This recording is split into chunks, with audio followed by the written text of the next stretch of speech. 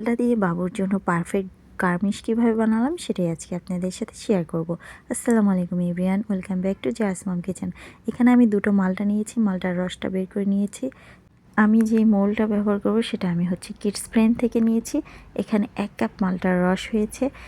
এখানে আমি 1 চামচ পরিমাণ আগার আগার পাউডার দেব, যেহেতু 1 কাপ হয়েছে 1 চামচ আগার আগার দিলেই হবে। এটা আমি চুলায় জাল করে নেব।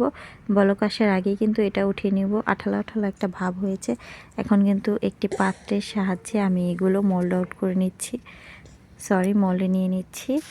আর এই তো আমি এটাকে একদম মোল্ডে দিয়ে তারপর ফ্রিজে ঠান্ডা করে ফ্রিজে রেখে দেব।